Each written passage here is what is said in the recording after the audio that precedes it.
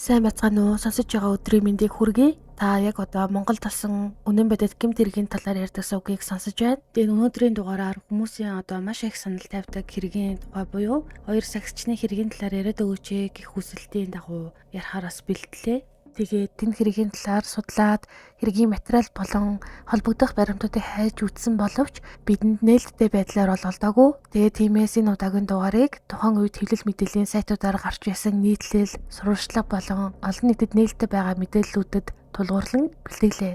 Мэдээж тухайн үед хэвлэлүүдээр гарсан мэдээлэл бүрийг эцэслэн тогтоогдсон баримт гэж бол үзэхгүй. Тиймээс албан ёсны мэдээлэл болон тухайн үеийн их сурвалжийн мэдээллийг аль болох ялгаж бидэнд нээлттэй байгаа мэдээллийн хүрээнд энэ хэргийг бол ярих болно. Ингээд бүгдээрээ хэрэгтэй орцгоё. Хоёр залуу хоёулаа мэргэжлийн сагсан бөмбөгчин, хоёулаа дөнгөж 20 гаруйхан настай байсан. Нэг нь Монголын сагсан бөмбөгийн ирээдүг гэж үнэлэгдэж байсан залуу тамирчин, нөгөө нь өөрийн багийнхаа гол тоглогчдын нэг байлаа. Гэвч 2021 оны 2 дугаар сарын эхээр болсон ердөө хэдхэн минутын үйл явдал тэдний амьдралыг төдийгүй ар гэр найз нөхөд Монголын сагсан бөмбөгийн ертөнцийг бүхэлд нь чочирдуулсан юм. Өнөөдрийн дугаарт бид зөвхөн эмгэнэлт төсөөлийг нь биш тэр хоёр залуу хэн байсан бэ? Тухайн шөнө юу болсон талаар хэвлэл мэдээллийн хэрэгслүүдэд тухайн үед нийтлэгдсэн мэдээллүүд, албан их сурвалжийн мэдээлэл болон дараа гарсан мэдээллүүдийг цаг хугацааны дараалалаар нь хүргэх болно. Хэрэг анх яаж эхэлсэн бэ? 2021 оны 2 дугаар сарын эхээр Баянзүрх дүүргийн 25 дугаар хороонд байрлах Шиндүл хотгонд хоёр залуугийн амь нас хохирсон ноцтой хэрэг гарсан юм. Талигаагчид нь мэргэжлийн сагсан бөмбөгийн тамирчид болох 20 настай Т их уулд 23 настай Х цогцайхан нар байсан.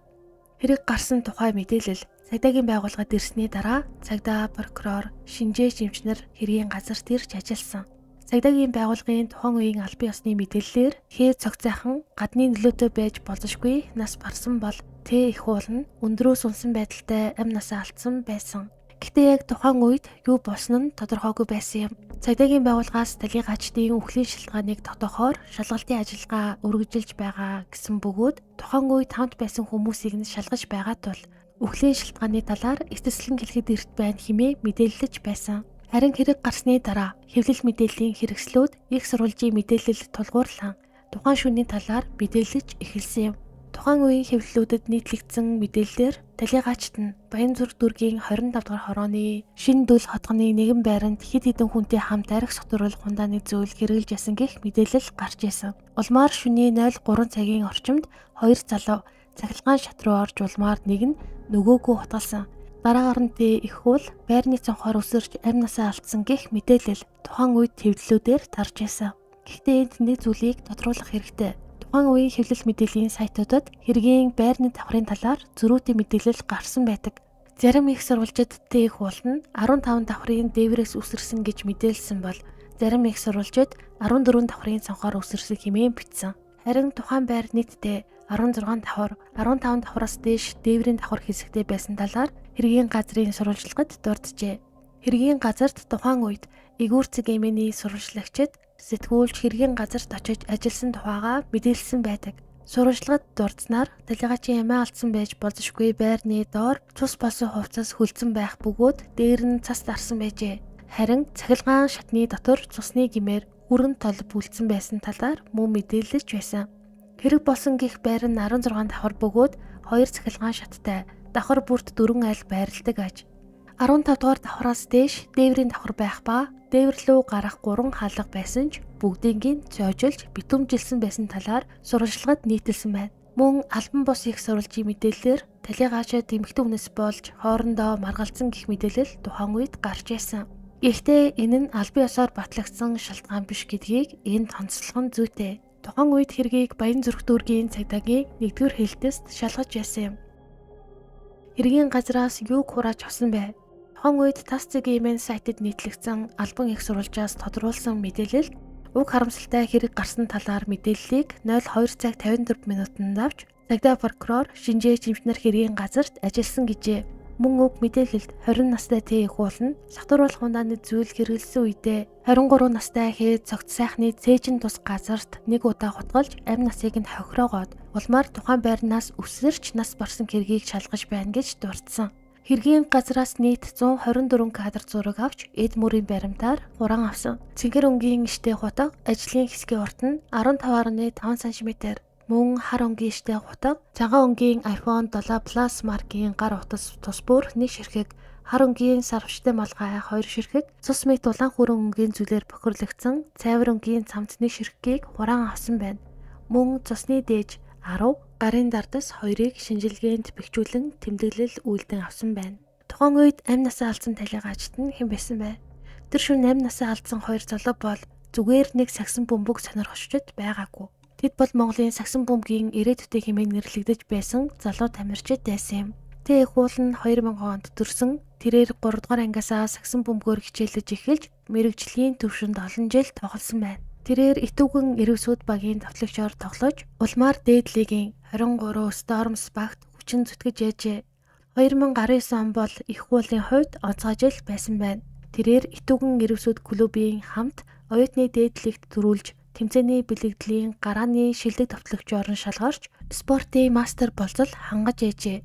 Тухайн үед CT их сургуулийн эсрэг тоглолтод 37 оноо авч байсан нь түүний ур чадрыг харуулах нэг үзүүлэлт байлаа. Их уулын ирээдүй Монголын хэлээрч хязгаарлагдахгүй байсан юм. 2018 онд Японы лигт тоглох тамирчин сонгон шалгаруулахад тэнцсэн ч тухайн үед баг нь дээд лигийн плей-офф өрсөлдөж байсан тул уг боломжийг ашиглаагүй байна. Харин 2019 онд Европын Public Basketball Club-тай 3 жилийн гэрээ байгуулсан. Мөн Сербийн Партизан багт дуудагдаж байсан талаар тухайн үеийн хэвлэлүүд мэдээлж байсан. Ингээд бодоход 20 настай их уулын өмнө спортын маш урт зам байсан юм. Харин түүтэй хамт амь насаа алдсан хээ цогцайх нь мөн сагсан бөмбөгийн залуу үеийн төлөөлөл байлаа.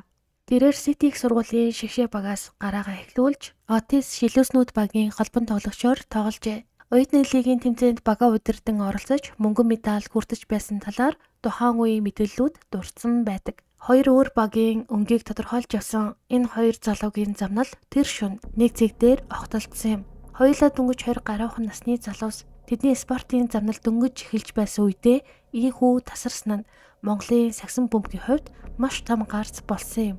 Харин хэрэг гарсан байртай холбоотойгоор тухайн үеийн хэвлэлүүдэд Д уран зайгийн нэр гарч ирж байсан. Тухайн мэдээллүүдээр Д уран заяа нь 29 насны төрсөн өдрөө тэмдэглэж байсан ба талигаач 2 сагсан бөмбөгч уг төрсөн өдрийн үдэшлэгт очсон гэх мэдээлэл байжээ. Д уран заяа нь Киви хамтлагийн ахлагч Д Уланбаяр буюу УК-гийн төрсөн дүү гэдгээрээ олонд илүү танигдсан. Мөн олимпийн медальд эс төгс цогттой хамт амьдарч хүүгээ төрүүлсэн. Гэвч олимпийн медальд эс төгс цогттой уран заяа хоёрын хамтын амьдрал бүтээгүй. Мөн түүний хувийн амьдрал, өмнөх харилцаа болон ажил мэргэжлийн талаар тухайн үеийн хэвлэлүүд олон нийтэд мэдээлж байсан. Гэхдээ эдгээр мэдээлэл нь хэрэг гарахад шууд холбоотой гэх үндэслэлгүй тул бид зөвхөн тухайн байр, төрсөн өдрийн үдэшлэгтэй холбоотой хэргийн хүрээнд авч үзэж байгаа юм. Хэрэг гарсны дараа Д уран заяа тухайн байрнаас нүүсэн талаар мөн хэвлэл мэдээлэлд гарч 2022 оны сүүлээр түүний шинэ байранда төвхөнсөн тухайн нийтлэл мэдээлэл гарч ялаа. Энэхүү хэрэг гарснаас хойш хэрхэн шийдвэрлэгдсэн бэ? Хэрэг гарснаас хойш цагдаагийн байгууллага мөрдөн шалгах ажиллагааны явцад Т хуулна сотруулах ундааны зүйл хэрэгэлсэн үедээ Х цогцайхны цээжин тус газарт нэг удаа хутгалж амь насыг нь хохиросон хэмээн үтсэн. Үүний дараа Т хуулна тухайн байрнаас үсэрч мөн өөрөө амь насаа алдсан. Ингэснээр Х цогцайхны амь насыг хохироосон гэж үзэж буй хүн өөрөө мөнгө нас барсан тул эрүүгийн хариуцлага хүлээлгэх хүн үлдээгүй юм. 2021 оны 5 дугаар сард цагдаагийн байгууллага мөрдөн шалгах ажиллагааг дуусгаж хэргийг хариуцах хөнгүү гэсэн үндэслэлээр хэрэгсгүй болгох саналтайгаар нийслэлийн прокурорын газарт шилжүүлсэн тухай мэдээлэл гарч ирсэн. Өөрөөр хэлбэл энэ хэрэг шүүхээр хилцэгдэж хэн нэгэнд ял оноосон хэрэг биш юм. Тэгээд энэ хэргийн талаар тухайн үед олон мэдээлэл гарч байсан ч бүгд ижил агуулгатай байгаагүй байна. Зарим мэдээлэлд эмэгтэй хүнээс болж маргалзсан гэх албан бус мэдээлэл гарсан. Гэвч энэ нь албан ёсны тогтоосон шалтгаан гэж хэлгээд хангалтгүй юм. Мөрдөн шалгах ажиллагааны явцад Т хуулийг Х цогцайхны амь насыг хохироосон хэмээн үтсэн. Гэвч Т хуул нь өөрөө мөн нас барсан учраас түүнд эрүүгийн хариуцлага хүлээлгэх боломжгүй болсон. Ингээд Монголын сагсан бөмбөгийн ирээдүй болсон хоёр залуугийн амьдралыг авч утсан энэ хэрэг хуулийн байгууллагын шатанд ийхүү дуусгар болох нөхцөлд хүрчээ. Гэхдээ нэг шөнийн дотор болсон энэ үйл явдлын цаана олон асуулт үлдсэн юм. Яагаад маргаан ийм хэмжээнд хүрсэн бэ? Тэр үед хамт байсан хүмүүс яг юу харсан бэ? Хоёр залуугийн хоорондох зөрчил ямар мөчөөс эхэлсэн бэ? Мөн хамгийн хүнд нь нэнийхээ амьд хүрсэн гэж үзэгдсэн залуу яагаад дараа нь өөрийнхөө амийг игүүтгэх шийдвэрт хүрсэн бэ? Эдгээр асуултын талаар тухайн үед янз бүрийн мэдээлэл гарсан ч бүх зүйл олон нийтэд бүрэн нээлттэй болоогүй юм. Өнөөдрийн дугаард бид тухайн үед хэлэл мэдээллийн хэрэгслүүдээр нийтэд хүрсэн мэдээлэл болон нээлттэй их сурвалжид тулгуурлан энэ хэргийн талаар ярьлаа. Хэвлэлүүдэд гарсан зарим мэдээлэл нь албан ёсны бус их сурвалжид тулгуурласан байсан учраас тэдгээрийг эцэслэн тогтоогдсон баримт мэтээр ойлгохгүй байхыг анхаарна уу? Мөн бидний зорилго бол талигаач хоёр залуу болон тэдний ар гэрээхнийг буруутгах, гутаах биш. Харин олон жилийн өмнө болсон олон хүний сонирхож асууж байсан энэ хэргийн талаар тухайн үед олон нийтэд хүрсэн мэдээллүүдийг нэгтгэн хүргэх явдал юм. Талигаач их уул цогцойхон нарын гэр бүлд гүн юмнэл илэрхийлье. Ингээд өнөөдрийн дугаар энд хүрээд өндөрлөж байна. Дараагийн дугаараар уулзтлаа түр баяртай.